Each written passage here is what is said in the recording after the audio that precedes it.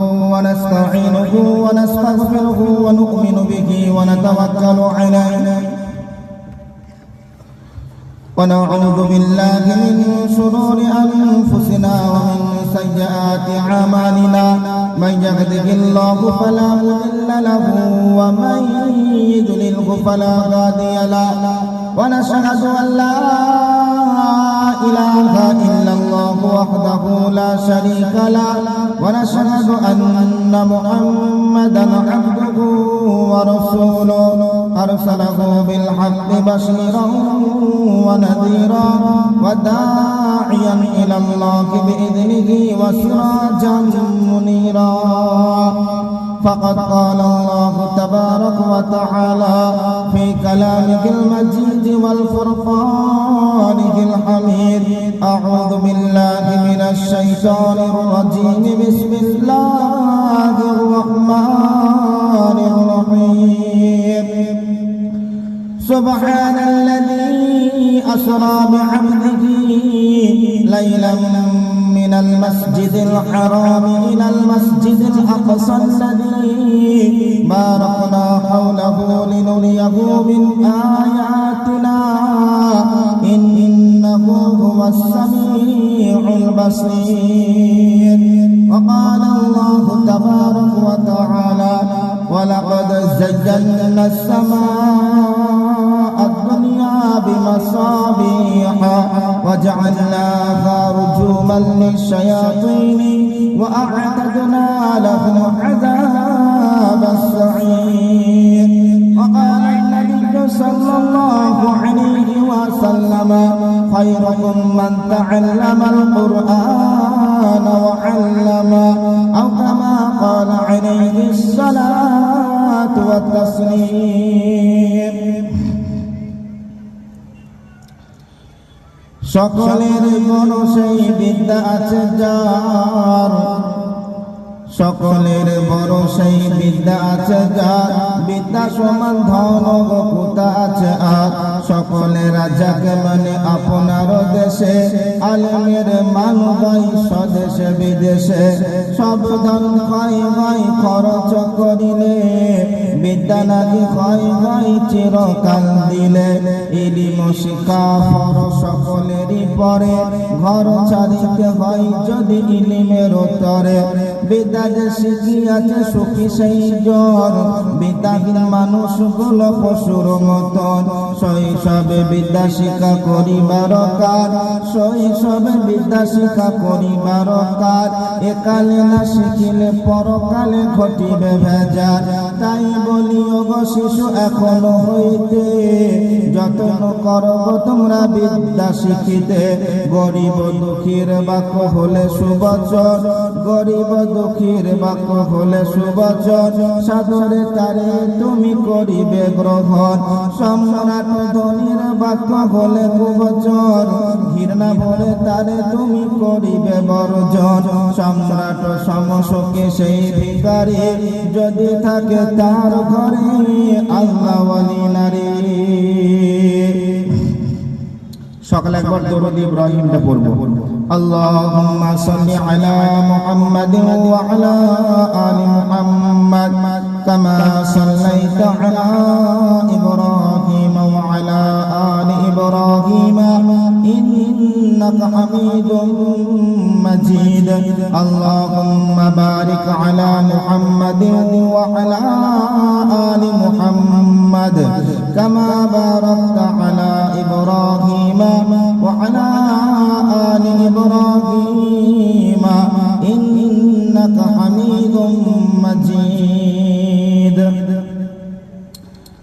الحمد لله শ্রদ্ধেয় সম্মানিত স্বনামধন্য সুযোগ্য আজকের সবার সভাপতি মহাশয় সুপ্রিয় অতিথিবৃন্দ আকাশের তারকা সাদৃশ্য আলেম ওলামাগণ সম্মুখে উপস্থিত দিনদার মুমিন ভাই সকল পর্দা থেকে শুননেওয়ালি মুমিনা মা ও বোনেরা সমস্ত প্রশংসা গুণগান গুণকীর্তন আরাধনা গবেষণা আলোচনা প্রেম প্রীতি তিতিক্ষা ভালোবাসা মোহাব্বত সে মহান করুণাময় আল্লাহ পাকের জন্য যিনি আমাদেরকে বড় ভালোবেসে রহম করে করম করে দয়া করে মেহেরবানি করে অনুগ্রহ করে অনুকম্পা করে সৃষ্টির সেরা মাখলুক করে শ্রেষ্ঠ কিতাব দিয়ে শ্রেষ্ঠ নবীর উম্মত করে শ্রেষ্ঠ ধর্মে জন্মগ্রহণ করিয়ে শ্রেষ্ঠ সভাতে আনিয়ে নিয়ে শ্রেষ্ঠ আলোচনা করা বলা শোনার তৌফিক দান করেছেন। একবার শুকরিয়া আদায় করি বলে আলহামদুলিল্লাহ। তারপরে দিন দরদি নবীর উপর শত কোটি সালাম ও দরুদ বর্ষিত হোক। সকলে বলি সাল্লাল্লাহু আলাইহি ওয়াসাল্লাম। শ্রদ্ধেয় সম্মানিত মুহতারাম হাজিরিন, আজকের বক্তব্যের আলোচ্য বিষয় হলো কোরআন। সংক্ষিপ্ত সময়ে কোরআন নিয়ে কিছু সংক্ষিপ্ত আলোচনা করার নিয়ত করেছি। আমার মাবুদ আমার মালিক যদি রাজি থাকেন, ওয়া তাওফীক ইল্লা বিল্লাহি আলাইহি তাওয়াক্কালতু ওয়া ইলাইহি উনীব। মাইকম্যান ভাই সব ঠিক আছে? সাউন্ড ফিডব্যাকটা আমাদেরকে ঘুরিয়ে দেন। আমার সাউন্ড আমাদেরকে একটু ঘুরিয়ে দেন, তাহলে হবে। সাউন্ডটা আমাদের ভালো আছে, আমাকে একটু সাউন্ড দেন। শ্রদ্ধেয় সম্মানিত মুহতারাম হাজিরিন, জেনারেল শিক্ষা, দ্বীনি শিক্ষা, আজকের আগে পর্যন্ত জেনারেল শিক্ষার বিরুদ্ধে কখনো কোনোদিন বলিনি, আজকেও বলবো না, আর আগামীতেও বলার নিয়ত নাই। যিনারা নিজের ছেলেকে জেনারেল শিক্ষায় শিক্ষিত করতে চাইছেন, শিক্ষিত করাচ্ছেন, এই কারণে স্কুল, কলেজ, ইউনিভার্সিটি, বড় হোস্টেল, বড় মিশনে ভর্তি করছেন। আলহামদুলিল্লাহ, আলহামদুলিল্লাহ, আলহামদুলিল্লাহ। আপনি আপনার ছেলেকে জেনারেল শিক্ষায় শিক্ষিত করুন।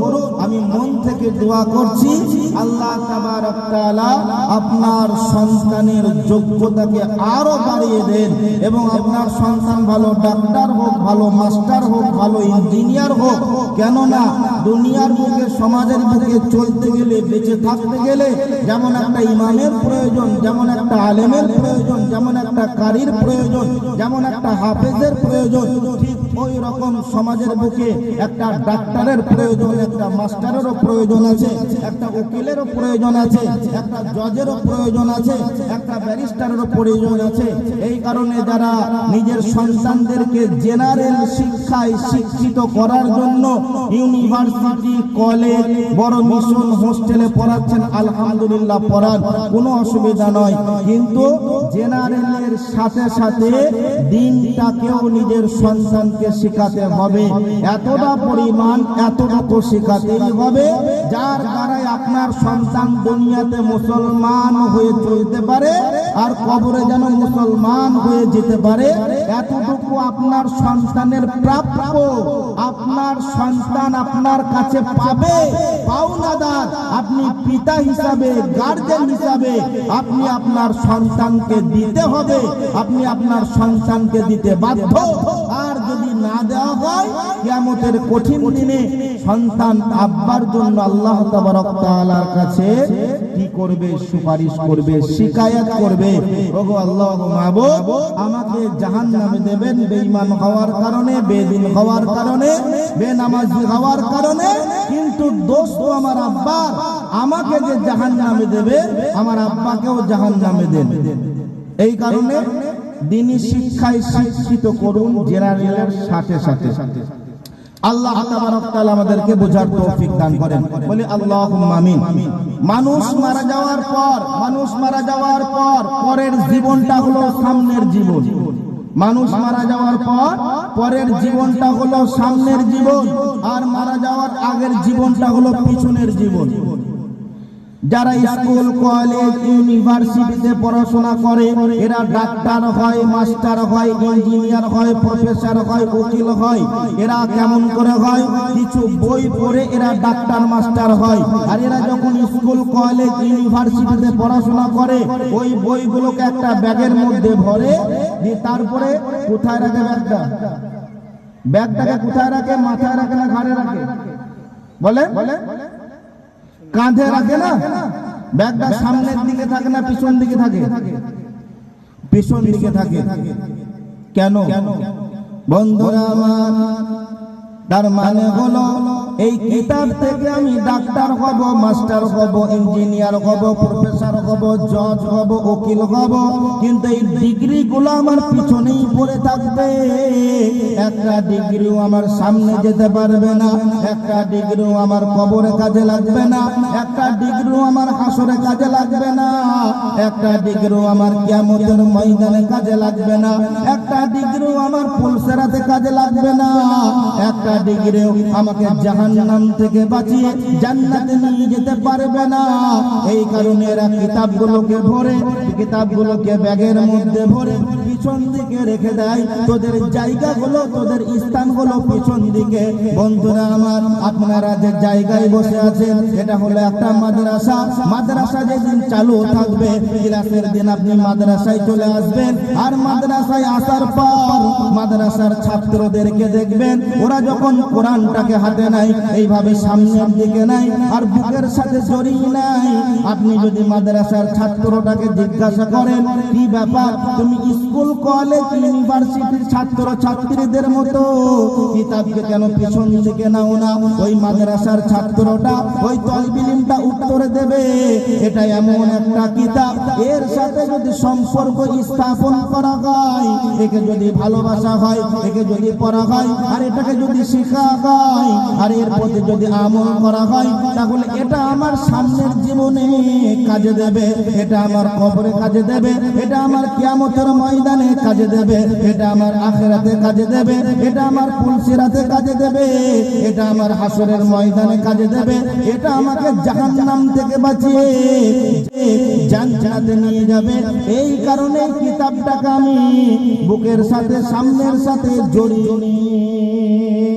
সুবহানাল্লাহ। এর নাম কি? কোরআন। আল্লাহ তাবারক তাআলা কোরআন দিয়েছেন মানুষকে হিদায়াতের জন্য, মানুষকে মানুষে চলার জন্য, পথ দেখানোর জন্য। জান্নাতের লোকেশন আল্লাহ তাবারক তাআলা দিয়ে পাঠিয়েছেন গাইডলাইন, গাইডবুক হিসাবে। বড় দুঃখের বিষয়, বড় আফসোসের বিষয়, মুসলমানের ভেতরে এমন মুসলমান আছে কোরআন পড়া তো দূরের কথা, কোরআন জানা তো দূরের কথা, কোরআন শেখা তো দূরের কথা, কোরআন বোঝা তো দূরের কথা, কোরআন শোনা তো দূরের কথা। মুসলমানের ভেতরে এমন মুসলমান আছে জন্মের পর থেকে নিয়ে মৃত্যু পর্যন্ত আল্লাহর কালামটাকে একবার স্পর্শ করেও দেখে না যে আল্লাহর কালামে কি আছে। এমন মুসলমান আছে না নাই? কথা বলে জি আছে। আল্লাহ তাবারক তাআলা যদি কিয়ামতের ময়দানে প্রশ্ন করে, বান্দারে তোকে কোরআন দিয়েছিলাম গাইডলাইন হিসাবে, গাইডবুক হিসাবে, হিদায়াতের জন্য, মানুষ হওয়ার জন্য, মুসলমান হওয়ার জন্য, মুত্তাকি হওয়ার জন্য, মুফলিহুন হওয়ার জন্য। আমার কোরআন তো পড়া তো দূরের কথা, শোনা তো দূরের কথা, জানা তো দূরের কথা, বোঝা তো দূরের কথা, আর কোরআন পড়া তো দূরের কথা, শিখা তো দূরের কথা, একবার স্পর্শ করে দেখলি না আমার কালামটাই কি আছে, সেদিন কি জবাব দেব? বর্তমান 2025 সালের মুসলমান কোরআন না জানার কারণে, না পড়ার কারণে, না বুঝার কারণে, না শিখার কারণে, বর্তমান 2025 সালের মুসলমানকে যদি প্রশ্ন করা হয় কোরআনে কি আছে, তো উত্তর দেবে কোরআনে আবার কি আছে, নামাজ আছে, রোজা আছে, হজ আছে, যাকাত আছে, আর হালাল খেও না, না হালাল খাও হারাম খাও, বাস ওর বিদ্যা শেষ। আর একবার বলছি, বর্তমান 2025 সালের মুসলমানকে যদি প্রশ্ন করা হয় কোরআনে কি আছে, তো 95% মুসলমান উত্তর দেবে নামাজ আছে, হজ আছে, যাকাত আছে, রোজা আছে, আর হালাল খাও হারাম খেও না। অথচ কোরআনে সব আছে, কোরআনে সব আছে। বন্ধুরা আমার, এবার আপনি বলবেন কোরআনে আছে কি, আমি বলবো কোরআনে নাই কি। আপনি যা চাইবেন তা আমি আপনাকে কোরআন থেকে দেব। আপনি যদি বলেন জীবন বিজ্ঞান নেব, আমি কোরআন থেকে দিব।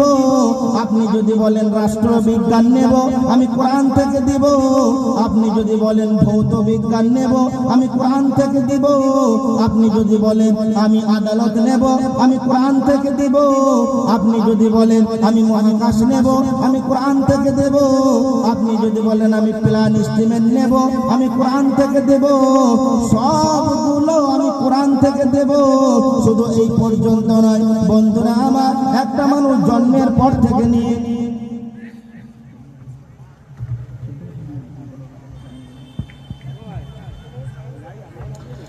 একটা মানুষ জন্মের পর থেকে নিয়ে মৃত্যু পর্যন্ত, আতুর ঘর থেকে নিয়ে কবর ঘর পর্যন্ত, আহাত থেকে লাহাত পর্যন্ত একটা মানুষের যা যা প্রয়োজন সব কিছু কোরআন নিয়ে এসেছে। কোরআনে নাই, কোরআনে পাওয়া যাবে না এ কথা বলা যাবে না। আমি আপনি খুঁজে পাচ্ছি না সেটা ঠিক আছে, কিন্তু কোরআনে নাই, কোরআনে পাওয়া যাবে না এমন কথা আপনি বলতে পারবেন না।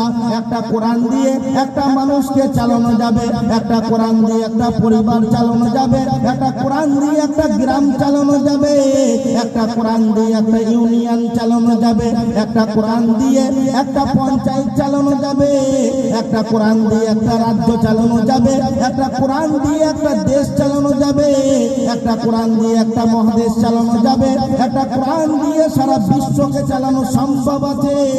কোনো কিতাবের প্রয়োজন নাই, অন্য কোনো কিতাবের সাহায্য নিতে হবে না, এর নাম হলো কোরআন। তো বন্ধুরা আমার, সন্তানকে যদি প্রকৃত শিক্ষা দিতে হয় তাহলে কোরআনের কাছে আসতে হবে। কোরআন সার্বিক সার্কুলার দেবে, অন্য কোনো কিতাব সেটা দিতে পারবে না। এখন বলবেন কোরআনে কি আছে, কি নেবেন? রাষ্ট্রবিজ্ঞান নেবেন না, জীবন বিজ্ঞান নেবেন না, ভৌত বিজ্ঞান নেবেন না, মহাকাশ নেবেন? চলেন একটু আকাশ থেকে ঘুরে আসি, একটু আকাশ থেকে ঘুরে আসি। বন্ধুরা আমার, আপনার ছেলের নাম কি? আপনার ছেলের নাম হলো সলিমউদ্দিন। আপনার ছেলের বয়স কত?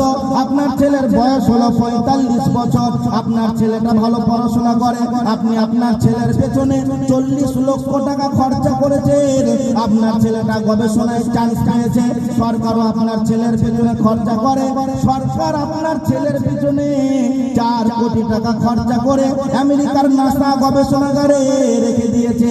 আপনার ছেলেটা কিছুদিন আগে চাঁদে থেকে ঘুরে এসেছে। ভারতবর্ষের মানুষ বলছে বাবা বাবা দারুণ দারুণ, ভারতবর্ষের একটা ফেমাস ছেলে সে চাঁদে থেকে ঘুরে এসেছে। ওই ছেলেটাকে আপনি নিয়ে আসেন, নিয়ে আসার পরে স্টেজের এই কোণে দাঁড় করিয়ে দেন আর হাতে একটা মাইক ধরিয়ে দেন, আর ওই ছেলেটাকে বলেন সলিমউদ্দিন, জি হ্যাঁ তুমি চাঁদে গেছিলে, জি হ্যাঁ চাঁদের 5টা খবর দাও। সলিমউদ্দিন বলা শুরু করবে, চাঁদের মধ্যে কলঙ্ক আছে, চাঁদের মধ্যে দাগ আছে, চাঁদের মধ্যে ফাটল আছে, চাঁদের মধ্যে অক্সিজেন নাই, চাঁদের মধ্যে কোনো মানুষ নাই, চাঁদের মধ্যে বাড়িঘর নাই, চাঁদের মধ্যে কোনো প্রাণী নাই, চাঁদ থেকে দুনিয়া দেখা গেছে। বলতে বলতে বলতে বলতে হয়তো 1 ঘন্টা বলে দেবে। এই ছেলেটাকে আপনি রেখে দেন এই গোয়ালদি মাদ্রাসা থেকে। 4 বছরের একটা ছেলেকে আপনি নিয়ে আসেন, 4 বছর পড়াশোনা করেছে, 10 বছর বয়সে মাদ্রাসায় ভর্তি হয়েছে, আর 4 বছর পড়াশোনা করেছে। আর ওর পেছনে কত খরচা হয়েছে? প্রত্যেক বছরে যদি 20,000 করে খরচা হয় তাহলে 4 বছরে 80,000 টাকা খরচা হয়েছে, 1 লক্ষ টাকাও খরচা হয়নি। ওই ছেলেটাকে আপনি স্টেজের এই কোণে এনে দাঁড় করিয়ে দেন আর হাতে একটা মাইক ধরিয়ে দেন, আর এই ছেলেটাকে বলেন এই সলিমউদ্দিনের কানটা একবার মলে দিতে পারবে নাকি? ওই ছেলেটা বলবে সলিমউদ্দিন কত দূর উঠেছে?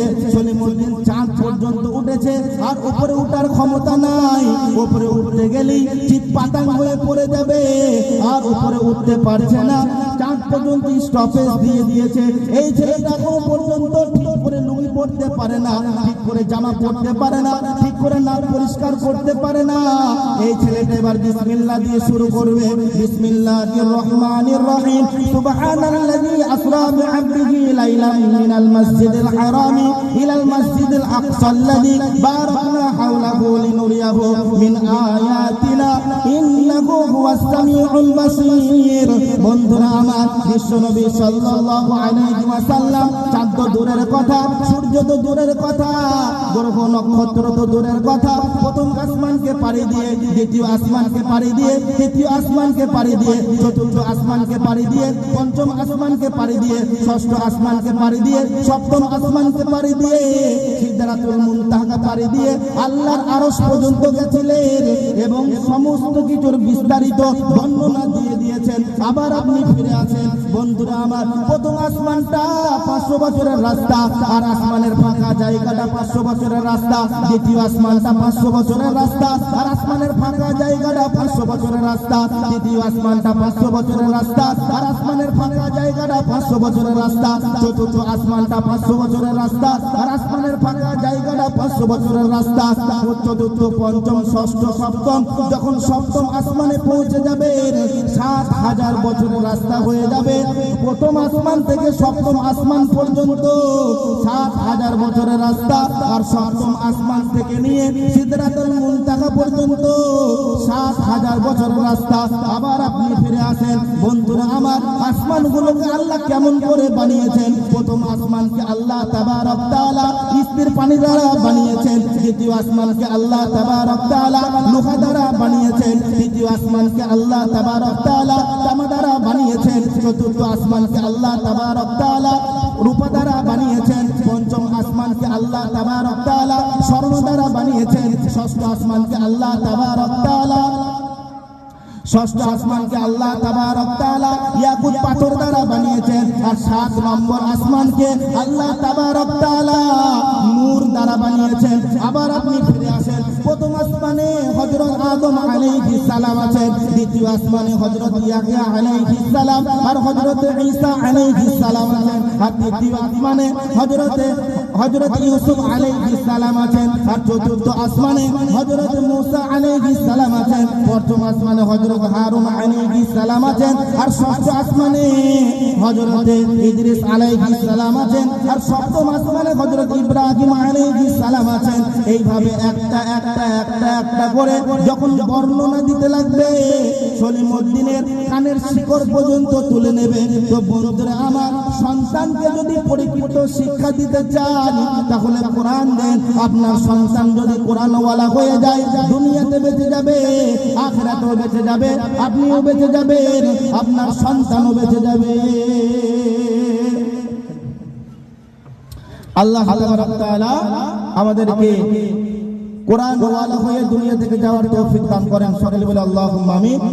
ওয়া আখিরু দাওয়ানা আলহামদুলিল্লাহি রাব্বিল আলামিন। আসসালামু আলাইকুম ওয়া রাহমাতুল্লাহি ওয়া বারাকাতুহু।